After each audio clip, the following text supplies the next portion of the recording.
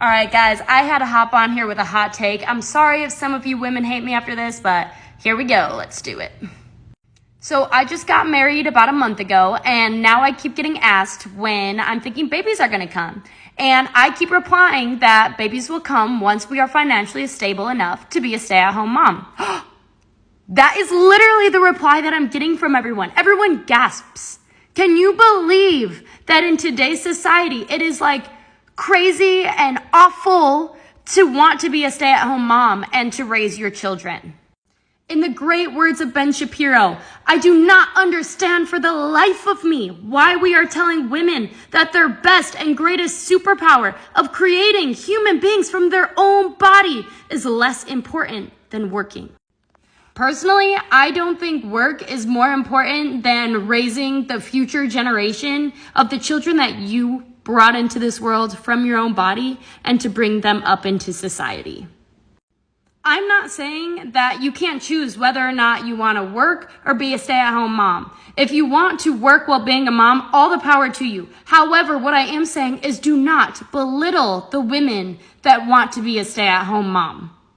This is what I hate about modern day radical feminism. If you are going to indoctrinate women into believing that work is more important than spending time with their own children, I don't understand. Can someone please explain that to me?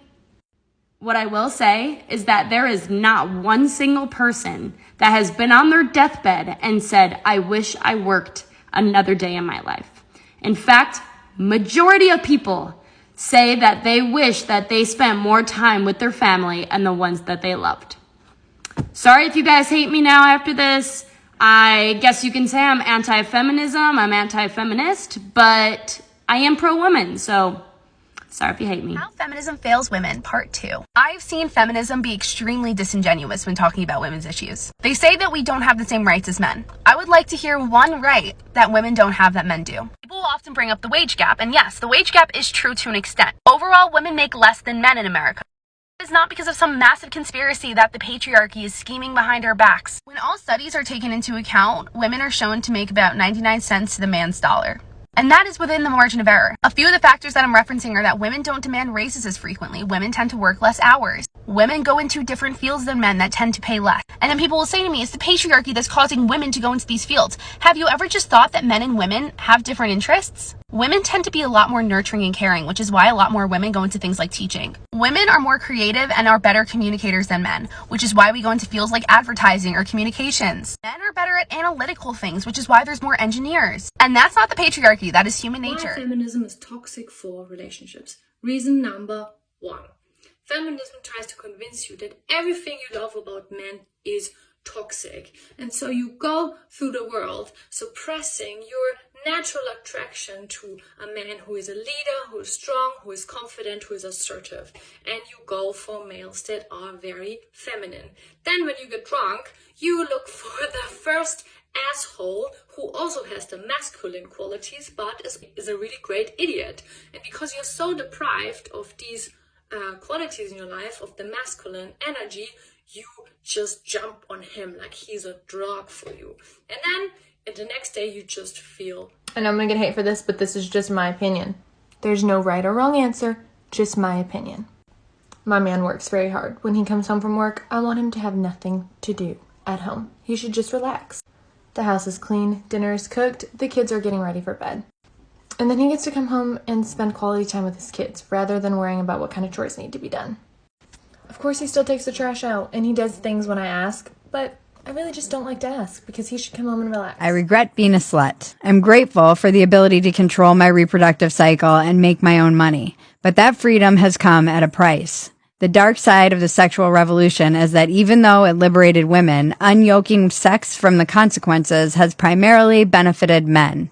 But if I'm honest with myself, of the dozens of men I've been with, at least the ones I remember, I can only think of a handful I don't regret. The rest I would put in the category of casual, which I would define as sex that is either meaningless or mediocre or both. If I get really honest with myself, I'd say most of these usually drunken encounters left me feeling empty and demoralized and worthless. I wouldn't have said that at the time, though. At the time, I would have told you I was liberated, even while I tried to drink away the sick feeling of rejection while my most recent hookup didn't call me back.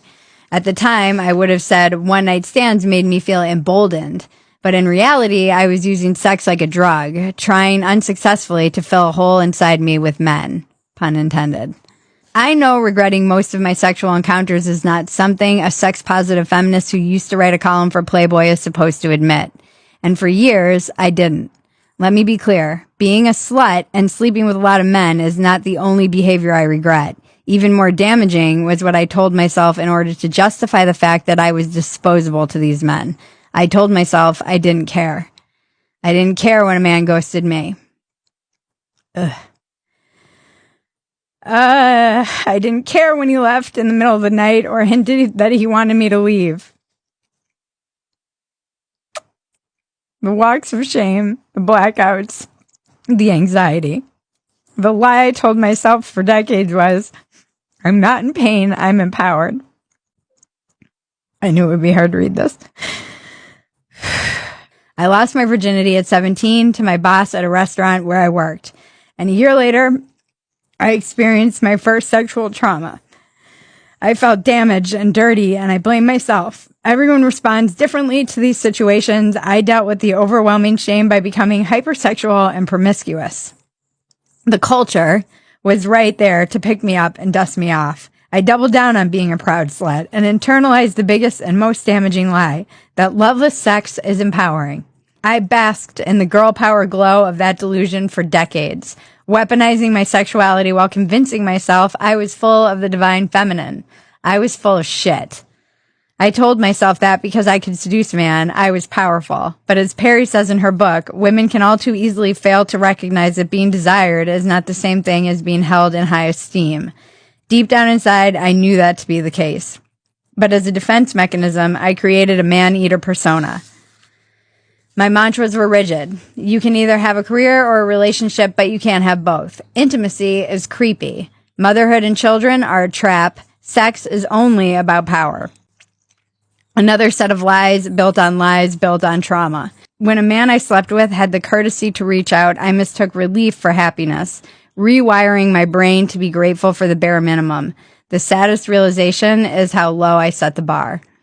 A lifetime of allowing myself to be the other woman, taken for granted or treated like a doormat under the false pretense of being empowered, came to head one night with the arrival of a text message from an on-again, off-again lover. "Good night, baby. I love you," it said, quickly followed by "wrong person." Rock bottom doesn't always look like losing everything or ending up in jail. I wanted to be able to have meaningless sex like a guy, but it didn't work. Today's youth are fed an even more dangerous lie than the one that was fed about loveless sex. I was told sex doesn't matter. They're being told biology doesn't matter. This is a tragedy. I regret being a slut. I regret it because I regret that those men can say they slept with me. As Gen X women in particular really relate to this, and it's like they're stumbling back from a war being like, go back! It was a lie! It's a trap!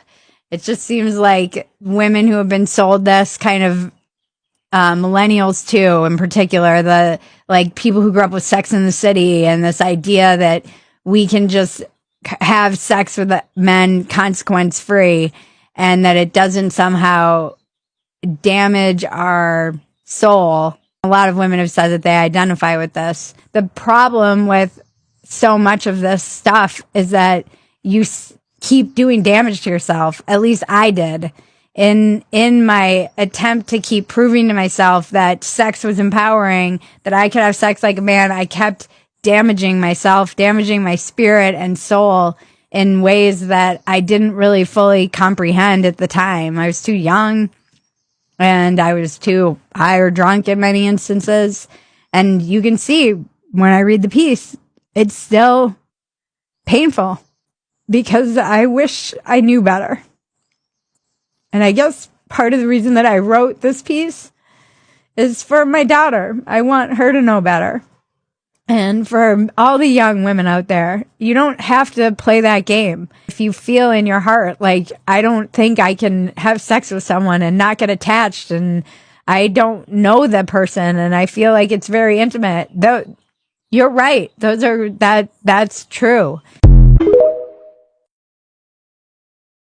Whose stupid idea was it to start putting things out about we don't need men? Listen, let me get up close and personal with people right now. We need men to exist as women. Let me break it down. A man is the only one who can activate the woman's true femininity. And any woman that tells me otherwise, I'm just sorry. I'm not here to listen to anyone's lies. I'm a very straightforward, honest person. And I take accountability to being a woman. And a part of us being a woman is accepting that the man is the one and the only one that can activate this chemical in our brain that kicks off when he's around, which is to be completely feminine, vulnerable, beautiful, and obedient and submissive. Only the man. What you'll find is when you cannot accept this, it's because you're being like a man. The man is the only one that can make you feel like a woman. So don't sit there and lie, please, anyone. I don't want to offend anyone, but unfortunately, the truth hurts. Okay? The man is the only one that can activate the true femininity in a woman. Okay? I just want to know why guys call girls females. Like, this is a serious question. Cause ain't this what the f y'all is? And if I call you a Exactly, man. Why y'all got a problem with the word female? When y'all call us males, you don't see us getting angry and punching walls and shit. I can see y'all having a problem with bitch. But female though? You, female, me, male.